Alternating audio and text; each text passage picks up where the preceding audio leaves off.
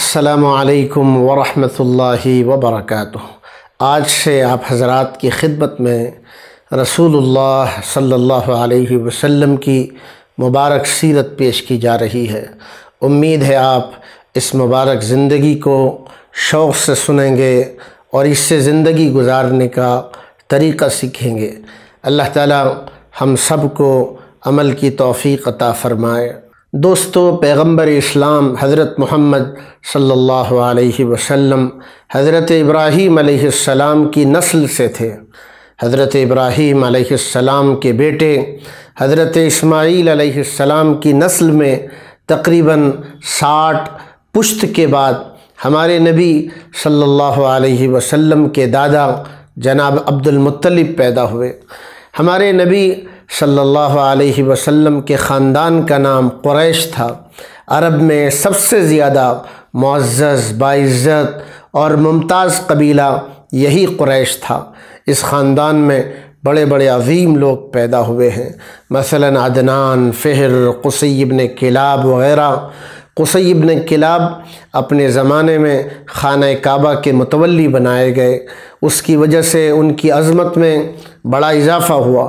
قصی نے بڑے بڑے کام اپنی زندگی میں کیے، جن میں سے ایک کام یہ بھی ہے کہ قصی سے پہلے قریش کا خاندان مختلف مقامات پر بکھرا ہوا تھا۔ سارے قریش کو مکے میں اور کعبہ کے اطراف میں جمع کیا اور خاندان قریش کے لیے گھر بنوائے، اور قصی نے ایک چھوٹی سی ریاست قائم کی۔ یہ سارے کام قصی ابن کلاب نے کیا۔ اس طرح قریش کو حجاز میں ایک سیاسی طاقت حاصل ہو گئی۔ خانہ کعبہ سارے عرب کا مرکز تھا۔ حج کے موقع پر ہزاروں لوگ یہاں زیارت کے لیے آتے تھے۔ قصی بن کلاب سے پہلے مکے میں آنے والے زائرین کی میزبانی کا کوئی معقول انتظام نہ تھا۔ قصی بن کلاب نے کہا، ان حاجیوں کی میزبانی ہمارا فرض ہے، اور اس کام کے لیے انہوں نے باقاعدہ ایک فنڈ مقرر کیا، ایک رقم جاری کی۔ اس رقم سے حاجیوں کے کھانے اور پانی پینے کا انتظام کیا جانے لگا۔ یہ مبارک کام ان کے خاندان میں آگے جاری رہا۔ اسی حرم کعبہ کی خدمت کی وجہ سے تمام عرب میں قریش کی عزت اور اہمیت بڑھ گئی۔ اس زمانے میں عام طور پر لوٹ مار کا زمانہ تھا، ڈاکہ زنی تھی۔ ایسے زمانے میں لوگوں کی خدمت کرنا، بھوکوں کو کھانا کھلانا، پیاسوں کو پانی پلانا، قریش کی اسی خدمت کی وجہ سے ان کی عزت بڑھ گئی۔ قریش کے تجارتی قافلوں کو ڈاکو اسی وجہ سے لوٹتے نہیں تھے کہ انہوں نے بڑی خدمت کی ہے۔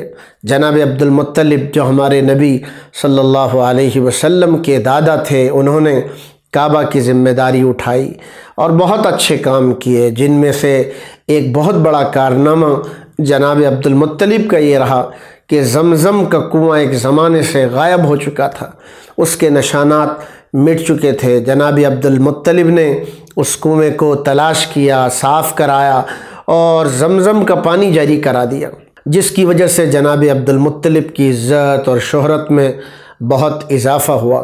جناب عبد المطلب کے 10 لڑکے تھے، جن میں سے 5 بہت مشہور ہوئے۔ ان میں سے ایک جناب عبداللہ ہیں، جو رسول اللہ صلی اللہ علیہ وسلم کے والد محترم تھے۔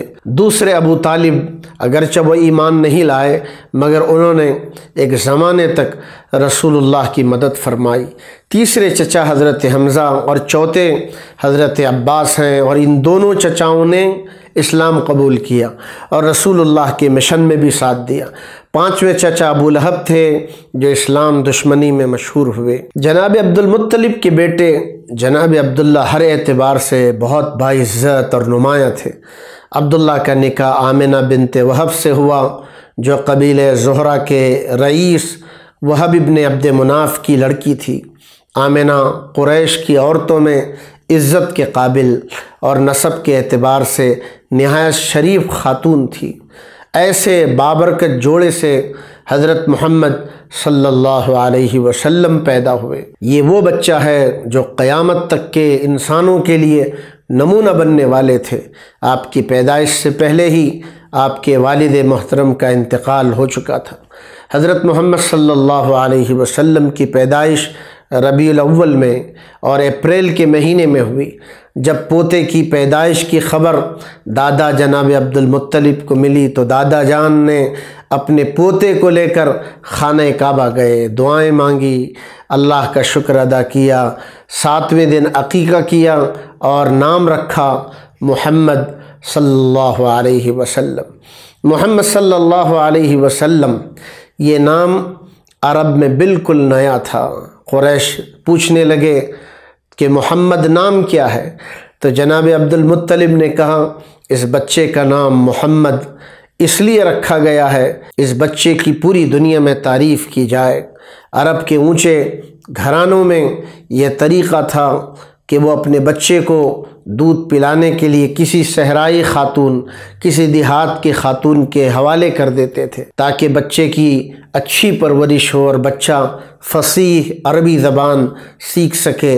اس رواج کے مطابق آپ علیہ السلام کو قبیلہ بنو سعد ابن بکر کی ایک عورت حلیمہ بنت ابی زویب کے حوالے کر دیا گیا۔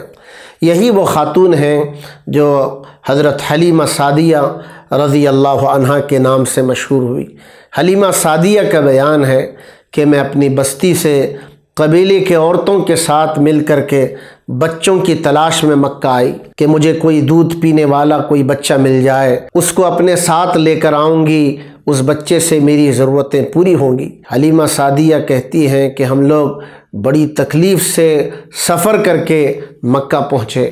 ہر عورت کے سامنے محمد صلی اللہ علیہ وسلم کو پیش کیا گیا اور ہر عورت نے آپ کو لینے سے انکار کر دیا کہ آپ یتیم ہیں، باپ کا سایہ اٹھ چکا ہے۔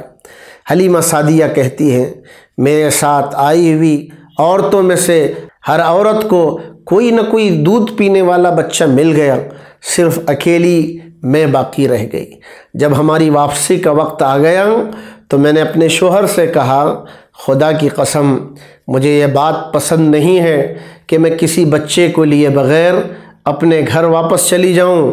اب میں یہ چاہتی ہوں کہ اس یتیم بچے کے پاس جاؤں گی اور اس یتیم بچے کو لے کر آؤں گی۔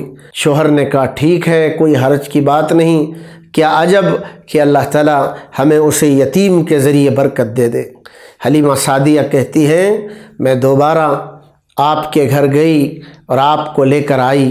ابتداءً حضرت محمد صلی اللہ علیہ وسلم 2 سال اور کچھ مہینے حلیمہ سعدیہ کے پاس رہے۔ یہ زمانہ خود حلیمہ سعدیہ کے لیے بڑے خیر و برکت کا زمانہ تھا۔ جب آپ 6 سال کے ہوئے تو ماں والدہ آمنہ کا انتقال ہو گیا۔ اب ہمارے نبی اپنے دادا عبد المطلب بن ہاشم کے ساتھ رہنے لگے۔ عبد المطلب مکے کے باعزت لوگوں میں سے تھے، سردار تھے، ان کے لیے کعبے کے پاس فرش بچھایا جاتا تھا۔ حضرت محمد صلی اللہ علیہ وسلم چھوٹے سے بچے تھے، جب وہاں آتے تو وہ بھی اس فرش پر بیٹھ جاتے۔ اگر کوئی آدمی اس بچے کو اس فرش سے ہٹانے لگتا تو سردار عبد المطلب کہنے لگتے کہ میرے اس بچے کو چھوڑ دو، خدا کی قسم یہ بچہ بڑی شان والا ہے۔ آج کے لیے بس اتنا، انشاءاللہ آگے کا درس کل دیا جائے گا۔ اللہ تعالی ہمیں ان باتوں کو پیار سے، محبت سے، عقیدت سے سننے کی توفیق عطا فرمائے اور اس کو دنیا میں عام کرنے کا جذبہ نصیب فرمائے۔ السلام علیکم ورحمۃ اللہ وبرکاتہ۔